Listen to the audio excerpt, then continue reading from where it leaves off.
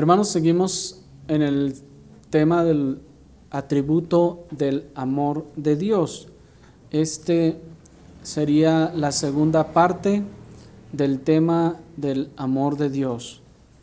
Y bueno, el domingo pasado estábamos denunciando, hermanos, el inadecuado contraste que se ha hecho entre el atributo del amor de Dios y el de la ira de Dios.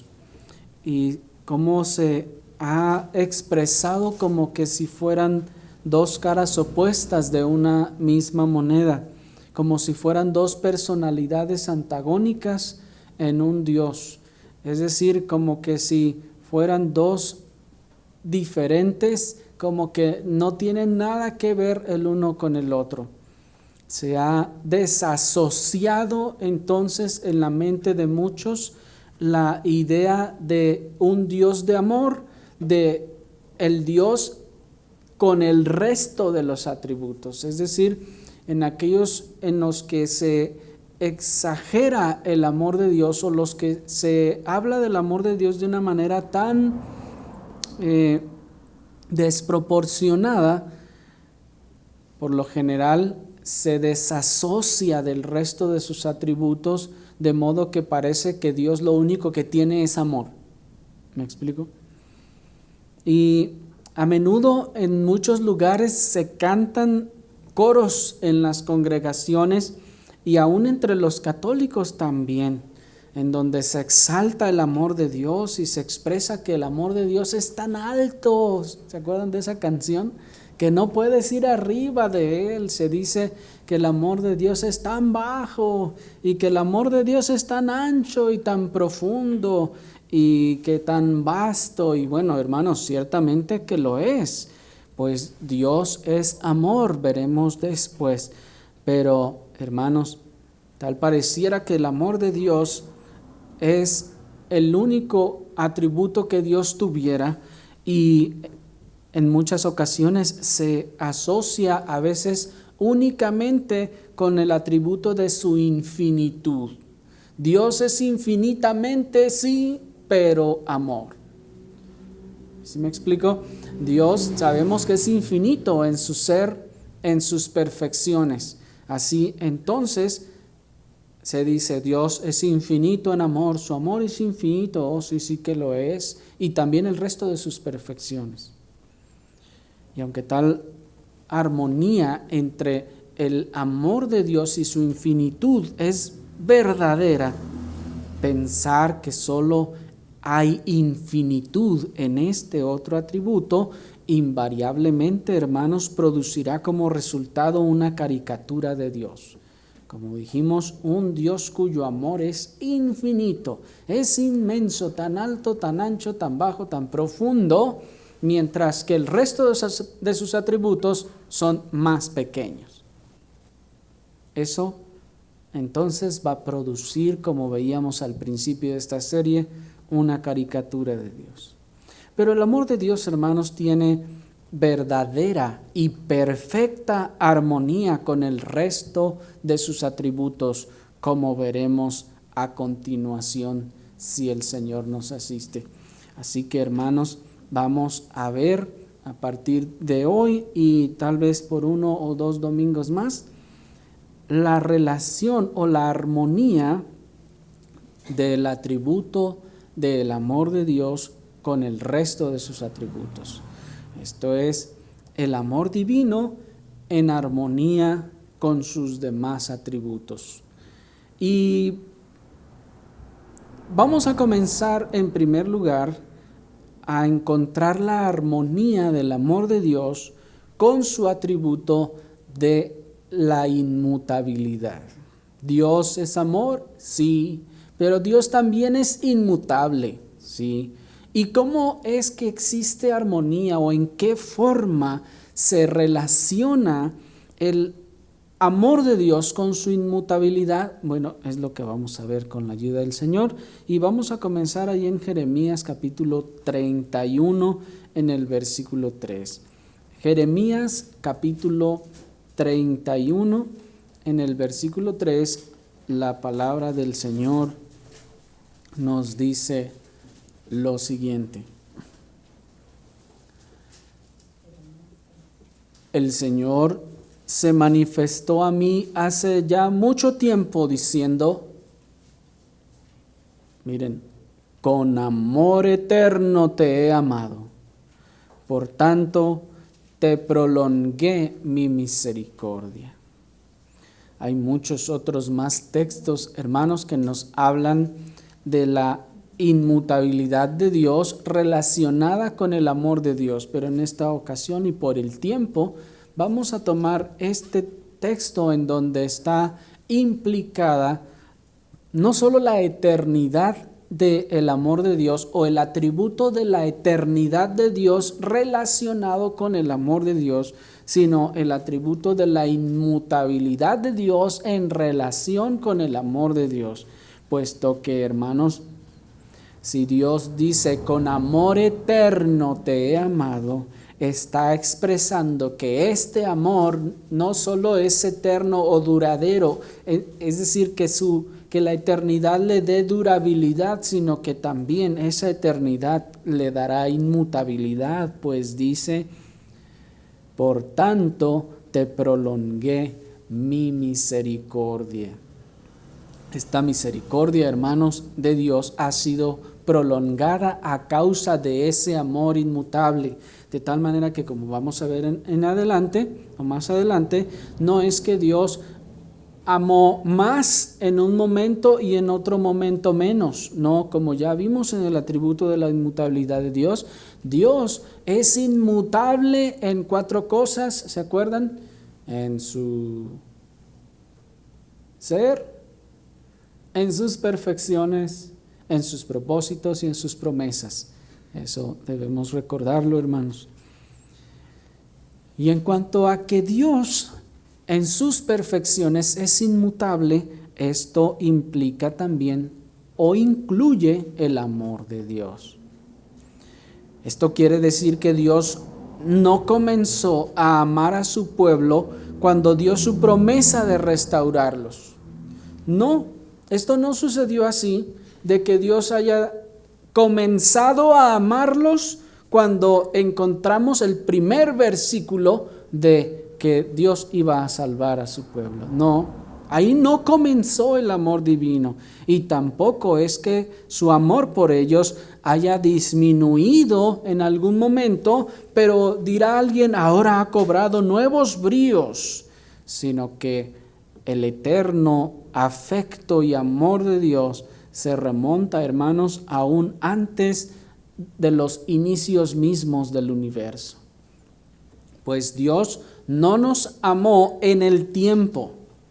No podemos decir, bueno, Dios no me amaba y me amó hasta que tuvo misericordia de mí. No, hermanos, porque entonces el atributo de Dios no sería inmutable, sería mutable, sería variable. Tampoco podemos decir, bueno, Dios me amaba poquito, como yo era bien malandrín y malvado, me amaba poquito, pero luego ya cuando ahora tuvo misericordia de mí, entonces ahora sí me amó de verdad. No, hermanos, entonces Dios, el amor de Dios es mutable, cambia, varía. No nos dice Santiago 1:17 que toda buena dádiva y todo don perfecto, ¿de dónde procede? De lo alto, del Padre de las luces, en el cual no existe cambio, no existe mudanza, ni sombra de variación.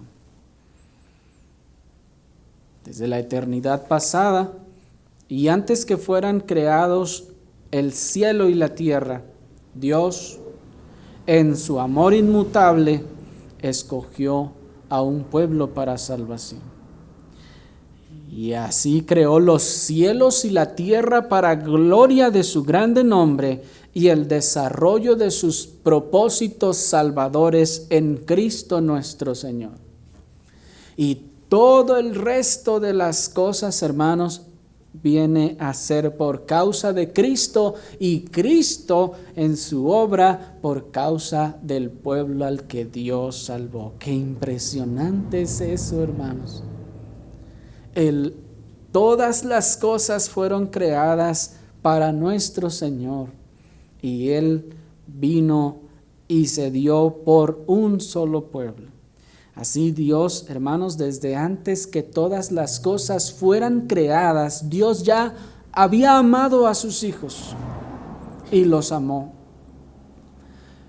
puesto que es en su amor que se encuentra en ese beneplácito amoroso la elección que Dios hace de los suyos. Ya que les amó, entonces les eligió. Porque ya sabemos que no encontró nada el Señor en nosotros que hubiera podido ser digno de que se fijara en nosotros. No. Solamente por el beneplácito de su voluntad, por su amor eterno. Y en el tiempo, a su tiempo, determinó manifestar plenamente su amor para con cada uno de sus escogidos. No significa, hermanos, que Dios, una vez más, nos hubiese amado menos en el tiempo. No, Dios nos ha amado con un amor inmutable. Y mientras tanto, nos dice el texto, mientras que nosotros no estábamos en Él, mientras nosotros andábamos en la maldad, nos soportó, dice. Pues cuando el texto nos dice, con amor eterno te he amado, por tanto te prolongué, esa palabra prolongué en la versión antigua dice te soporté con misericordia. Noten, hermanos, que en ese amor de Dios, Dios nos soportó. Prolongó su misericordia mientras nosotros corríamos desenfrenados en nuestra maldad. Él nos soportó con gran amor y misericordia. Soportó con longanimidad la maldad de nuestros ancestros aún, preservándoles la vida hasta que, habiendo cumplido los propósitos de Dios, fueron llamados a dar cuentas de sus actos. Pues ya hemos expresado esto en otras ocasiones, hermanos, que ha sido el amor de Dios lo que soportó también a nuestros ancestros. Pues algunos de nosotros podemos reconocer que tuvimos o tenemos tal vez ancestros muy malvados, que probablemente hicieron mucho mal. ¿Y por qué la ira de Dios no se manifestó para quitarlos aún de la tierra? Porque en los propósitos de Dios, ¿se acuerdan que veíamos? Dios soportó con misericordia los vasos de ira. Pues, hermanos, Dios estaba pensando en su amor en sus escogidos. Y en ese amor misericordioso, aún estos ancestros fueron conservados.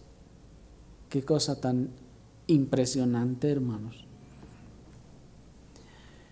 Y el Señor, pues, prolongó su misericordia para con nosotros todo el tiempo que nosotros no le conocíamos, y nos guardó de la muerte en varias ocasiones.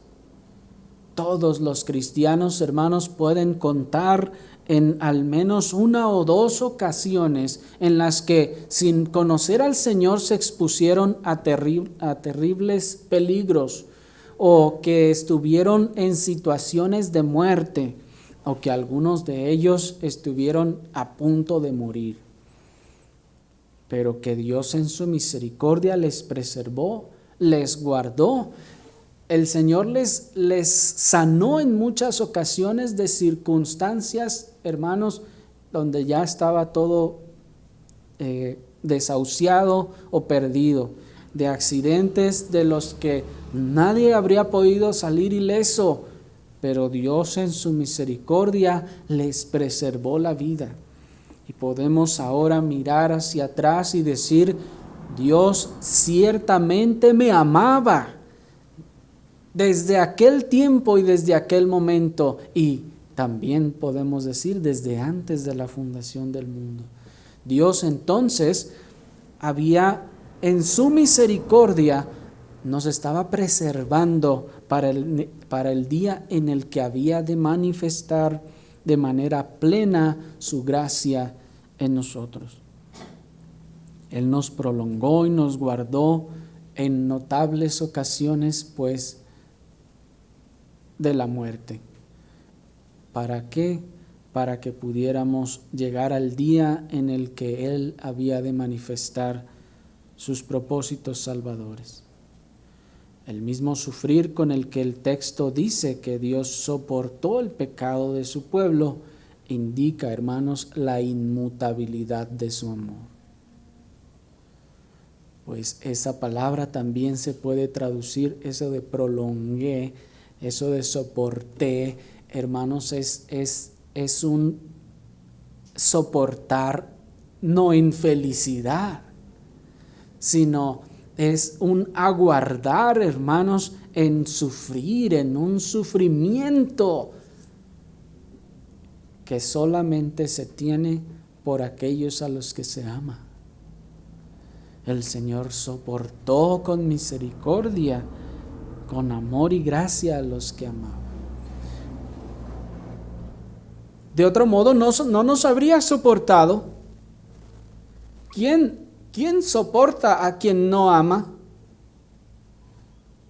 La mayoría de las personas, cuando no aman a alguien, no le toleran nada o la menor falta. Eso manifiesta que no tienen simpatía alguna por tal o cual persona. Algunos tal vez tolerarán, pero por quedar bien o por alguna otra razón. Pero, hermanos, es cuando se ama, cuando se puede sufrir y tolerar las cosas. Es cuando se ama, cuando se puede sufrir y pasar por alto las ofensas. ¿Cuántas veces a ustedes sus cónyuges les han ofendido?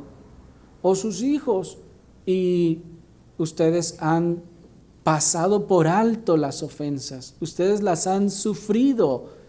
¿Por qué? ¿Por conveniencia? Hermanos, así pues, Dios en su amor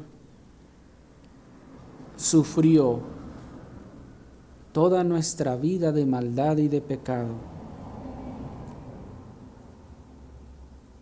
Y esto es una prueba de la inmutabilidad de su amor.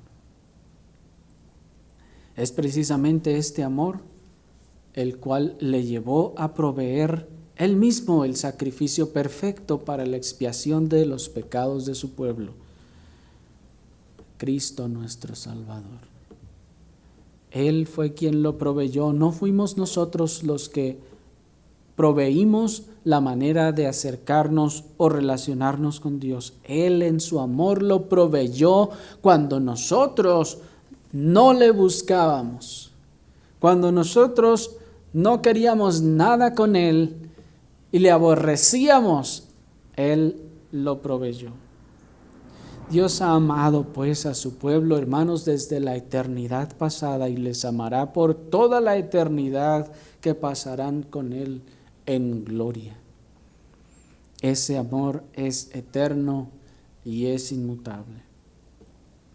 Pero ahora, hermanos, todo esto nos presenta la pregunta que se ha hecho en otras oportunidades. Entonces, ¿ama Dios al pecador pero aborrece al pecado? ¿Han oído eso?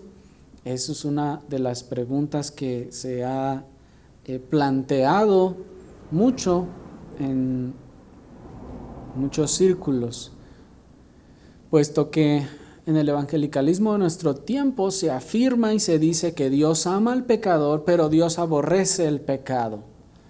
Y hermanos, nosotros hemos encontrado en la Escritura que no, Dios está airado todos los días, dice la Escritura, contra el impío. Y no es que Dios ama al pecador y aborrece al pecado. Y alguien dirá, bueno, entonces, ¿cómo pues si yo era pecador y me amaba? Hermanos, Una de las formas de demostrar el error de afirmar que Dios, como algunos dicen, que ama al pecador y aborrece al pecado, es precisamente a través de la armonía que tiene el atributo del amor de Dios con el atributo de su inmutabilidad. Siendo entonces el amor de Dios un amor inmutable, pregunta, ¿puede Dios amar a alguien con un amor inalterable y después aborrecerlo, maldecirlo y enviarlo al infierno? Si ya estamos viendo que ese amor es inmutable, o sea que no cambia, que no va a variar, ¿puede Dios amar a alguien y luego dejarlo de amar? Después aborrecerlo, maldecirlo y enviarlo al infierno, de donde también, hermanos, entendemos y vemos demostrada la verdad de que la salvación que ha ocurrido en Cristo a cada creyente, hermanos, esta también es inmutable, es inalterable en el sentido de que no es que Dios le amó, pero luego se portó mal y Dios dijo, no, ya no te amo, córtalas para siempre y ahí nos vemos, hazle tú como quieras y ráscate con tus propias uñas y vete al infierno. ¿Hará Dios algo así?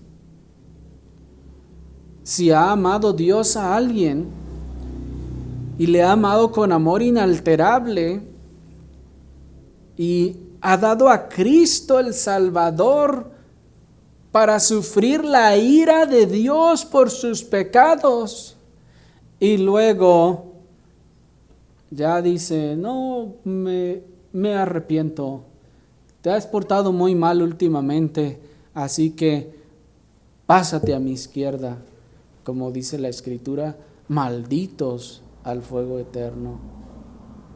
¿Es eso posible? ¿Es eso compatible con la inmutabilidad de Dios? No, eso es incompatible, hermanos, con la inmutabilidad de Dios. Y yo espero que al ir viendo todas estas cosas en los atributos de Dios, nos vayamos también dando cuenta, hermanos, cómo toda la Escritura es una enseñanza completa. Es, como alguien ha dicho, todo un engranaje que embona una con otra en cuanto a las doctrinas. Y no vamos a encontrar contradicción en la palabra de Dios y en las enseñanzas bíblicas. Y si la encontramos, hermanos, entonces hay algo raro allí. Así que si Dios pues es inmutable, entonces Dios ama y no cambia en ese sentido. ¿O acaso lamentará y llorará Dios eternamente el haber enviado millones de los que según ama al infierno? Pues eso es lo que pretende el evangelicalismo de nuestro tiempo cuando dice que Dios ama al pecador pero aborrece el pecado. Bueno, el pecador, su fin, ¿cuál va a ser? El infierno. Ahora, cuando los mande al infierno, como los ama, va a estar sufriendo eternamente porque los mandó al infierno.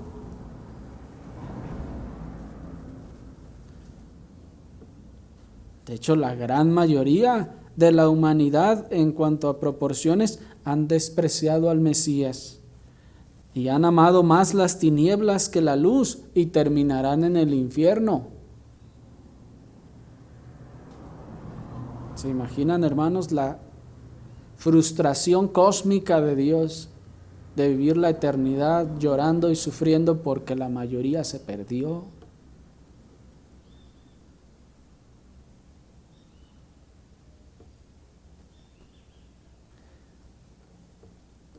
¿Acaso entonces de alguna manera disminuirá el amor, entre comillas, que Dios tiene por todo el mundo, por los que dicen que Dios ama a todo el mundo sin discriminación, y les tiene, ese amor que les tiene disminuirá cuando los arroje al infierno, para entonces no sentirse tan frustrado después de haberlos lanzado al infierno? ¿No es que ese amor es inmutable?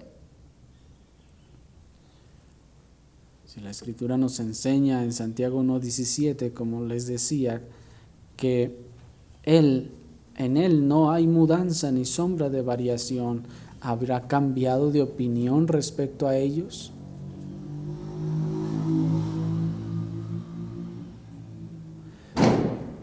El amor de Dios, pues, por los suyos, hermanos, no puede llegar y luego irse, ni estar y luego desaparecer, porque entonces eso haría de Dios y de sus perfecciones un ser como cualquiera de nosotros.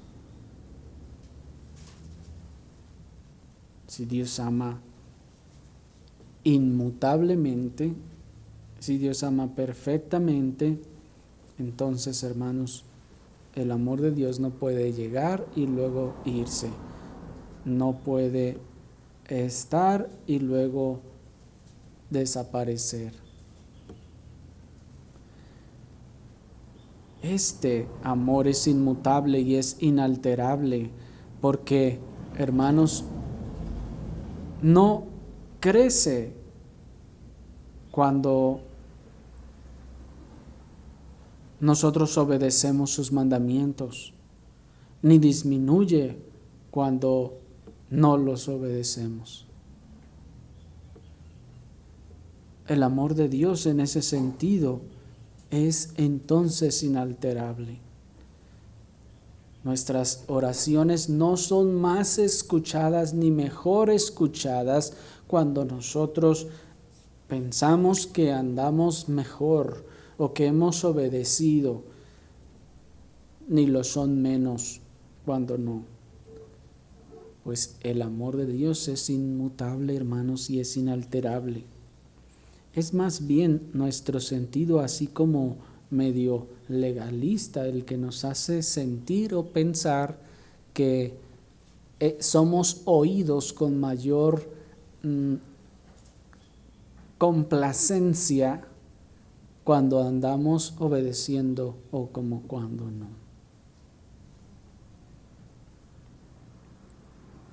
Pero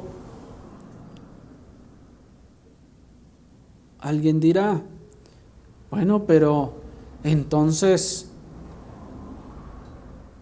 ¿cómo es eso si Dios no ama al pecador ni al pecado? Entonces, ¿cómo nos amó si éramos pecadores? Bueno, hermanos, Dios ha manifestado su amor a los suyos en Cristo nuestro Salvador.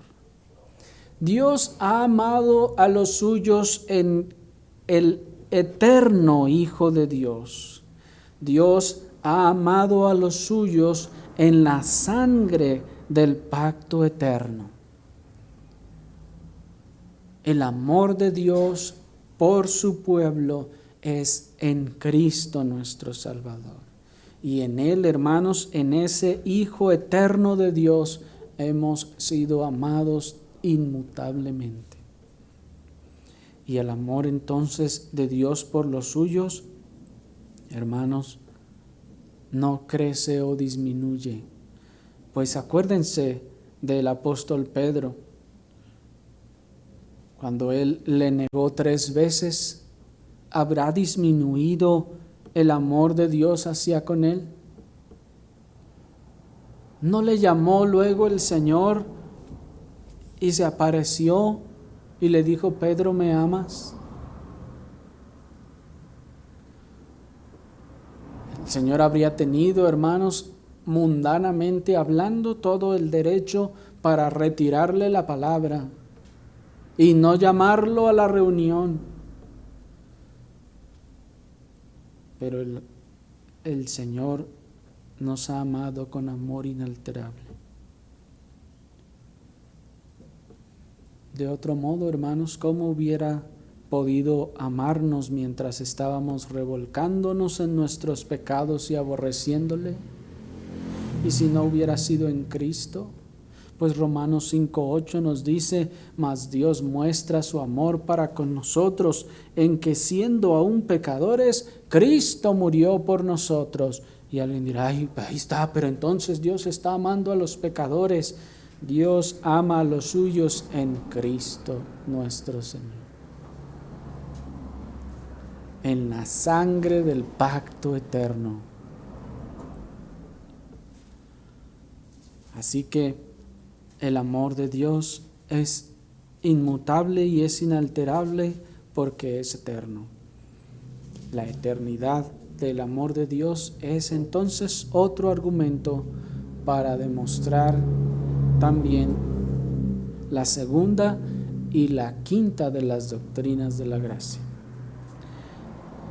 Hermanos, vayamos ahora y un poco más brevemente, espero, a ver la armonía del atributo del amor de Dios con su justicia.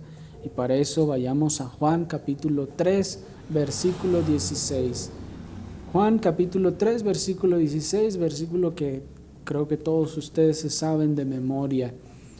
Porque de tal manera amó Dios al mundo que ha dado a su Hijo unigénito, para que todo aquel que en Él cree no se pierda, mas tenga vida eterna. El amor de Dios, hermanos, también tiene una armonía, está relacionado armoniosamente con el atributo de la justicia de Dios. No está desconectado de su justicia para decir que el amor de Dios ama sin la justicia de Dios, como si el amor fuera una cosa y la justicia fuera otra cosa y fueran como dos ríos diferentes fluyendo a lugares diferentes y por razones diferentes. No, hermanos, porque ¿podría acaso el amor de Dios por sí solo salvarnos? Pregunta.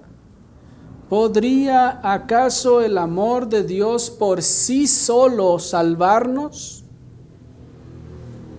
Es decir, que Dios dijera: porque los amo tremendamente, vénganse ya, aquí borramos todo y vénganse.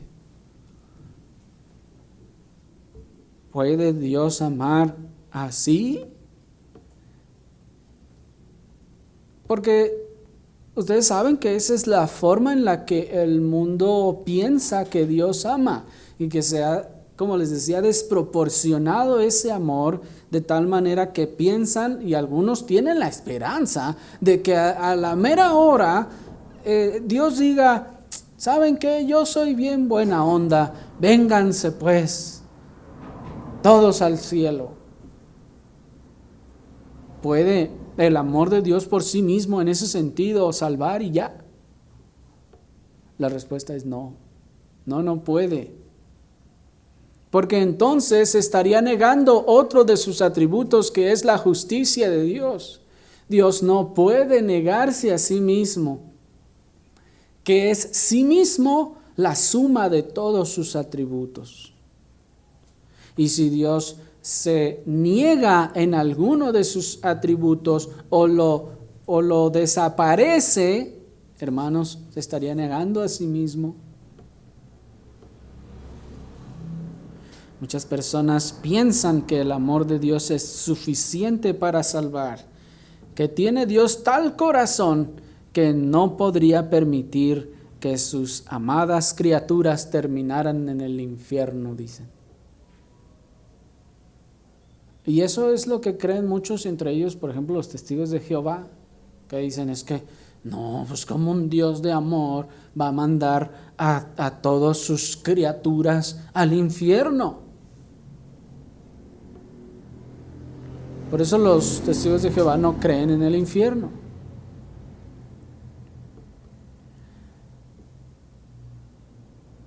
Y hermanos, eso de que Dios ame de tal forma que al final no va a castigar a nadie, es incluso uno de los argumentos de esa postura que alguna vez vimos acerca de lo que llaman la expiación universal, donde se dice que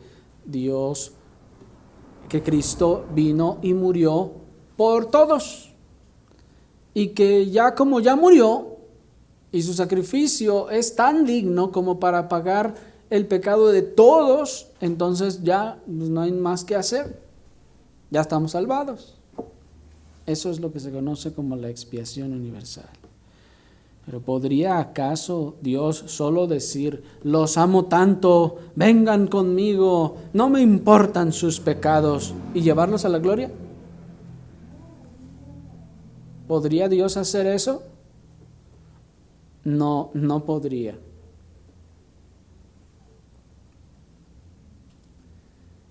No debemos dejar de notar, hermanos, que nuestro verso, el versículo que se utiliza por excelencia para hablar del amor de Dios, nos enseña también que Dios no puede evadir su propia justicia. ¿Qué dice Juan 3:16?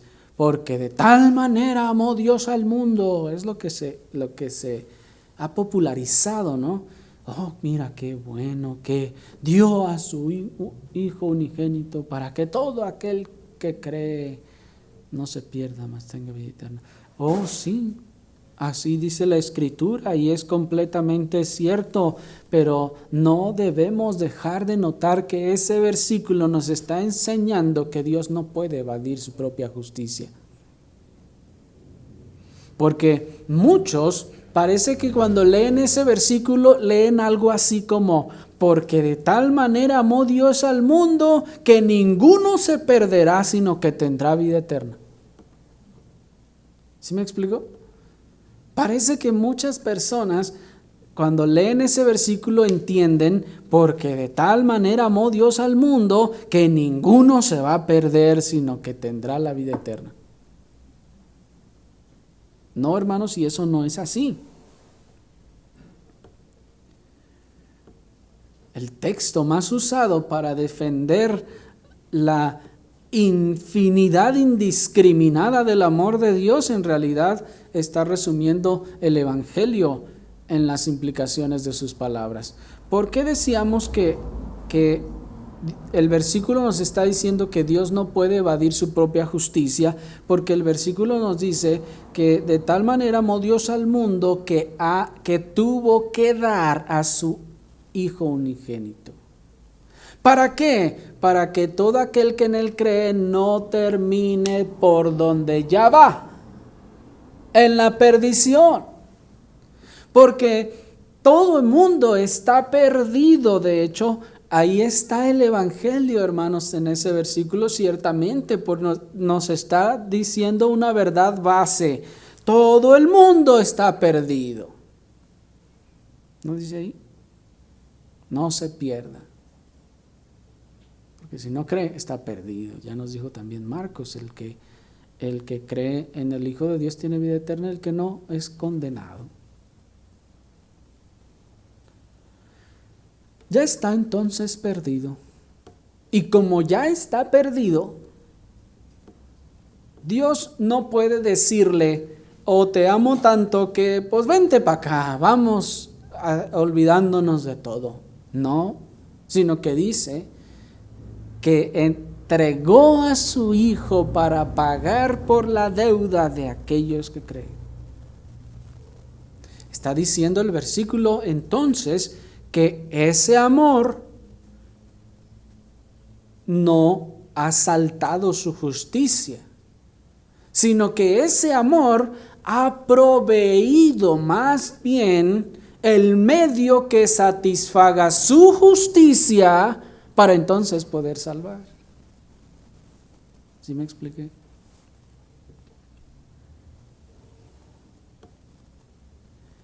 Y este verso, como les decía, nos está de hecho resumiendo el Evangelio. El mundo está perdido, definitivamente perdido. ¿Por qué? Ahora ya entonces luego hay que explicar por qué. Toda su maldad, todo el pecado. Enseguida, ese amor con el que Dios dio a Cristo, ¿por qué lo dio? No podía nada más decirnos, vénganse ya. No, aquí está la justicia. Entonces, ¿qué hizo Cristo? Bueno, Él recibió toda la ira justa de Dios por nuestros pecados, para que entonces, ahora sí, el que cree en Él le sea imputada la justicia de Cristo.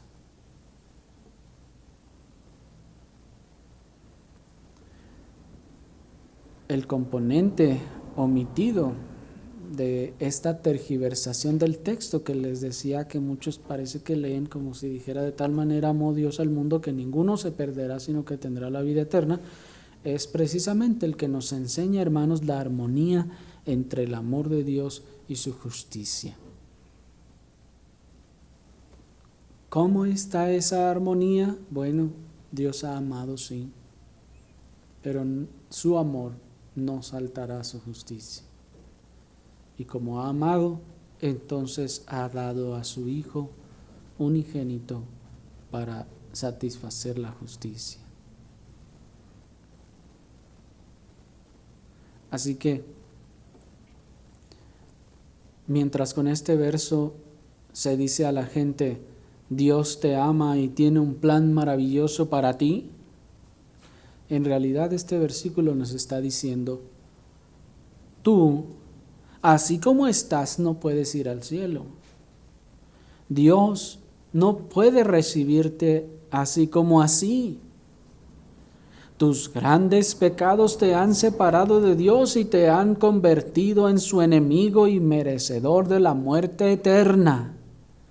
No tienes excusa ni pero que valga, estás condenado.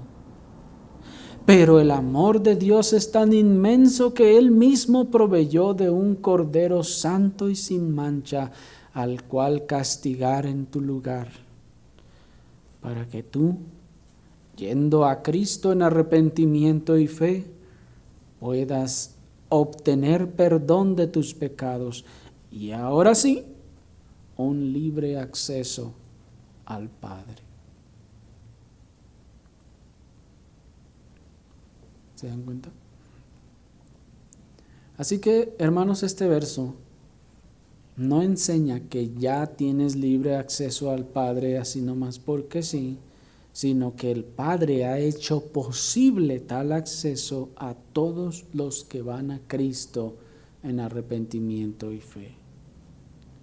Por tanto, el amor de Dios pues no supera su propia justicia.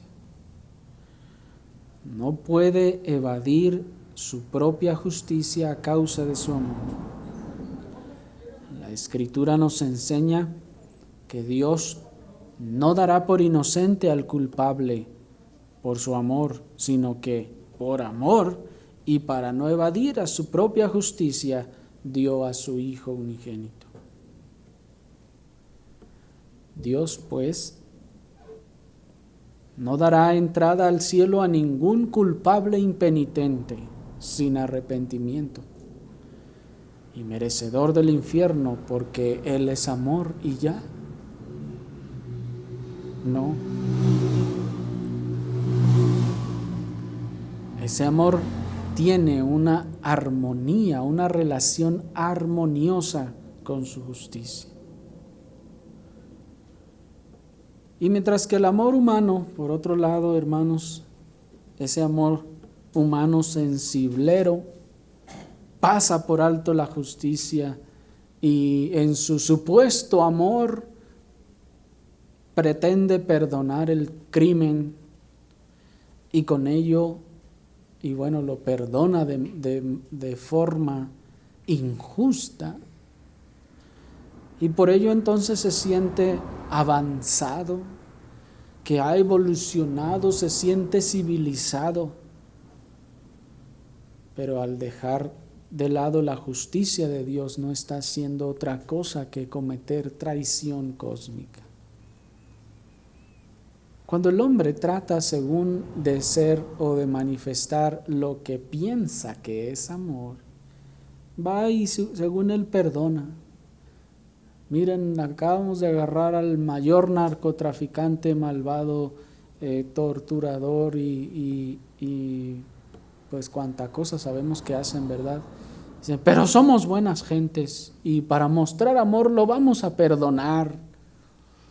Que se vaya libre, ¿verdad? Que todos somos civilizados y avanzados y gente de amor. Que se vaya libre, ¿verdad? Sí, que se vaya libre. Hermanos, ¿es eso amor? No, eso es una injusticia. Eso es una injusticia completa. Eso no es amor. En ninguna forma. Que una madre sea capaz, como ya hemos dicho otras veces, de esconder a su hijo por amor, entre comillas, aunque éste haya sido culpable de violaciones, torturas y asesinatos, y encima piense que eso es amor, hermanos, solo habla de lo errado de sus ideas, de su razonamiento, de su pensamiento, del pensamiento que domina nuestra sociedad. ¿Eso es amor? ¿Eso es amor bíblico? Y ese es el amor que dicen los incrédulos, entonces, que tiene también Dios. Pero como decíamos al principio, el hombre piensa que la manera en que él ama, entre comillas, Dios también ama. ¿Eso es así? No, en ninguna manera. No, Dios no ama así, porque eso es injusticia. Dios no ama injustamente. El amor de Dios es pues santo y no daña ni al receptor ni a los que le rodean. Es justo, ni esconde ni tolera el pecado, sino que el amor de Dios lo elimina, lo satisface para así amar santa y justamente. Porque aquella señora que escondió a su hijo malandro, malvado, asesino, piensa que está amando, pero le está haciendo mal no solo a su hijo, se está haciendo mal ella también y le está haciendo mal a la sociedad.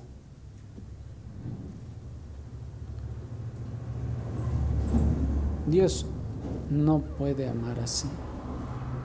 Cuando Dios ama y manifiesta su amor, hermanos, el receptor de su amor no recibe daño alguno, ni los que le rodean reciben daño alguno. Cuando Dios ama, ama justamente, es decir, con justicia, no tolerando el pecado, sino en este caso satisfaciendo la justicia para quitar el pecado de en medio y así amar santa y justamente.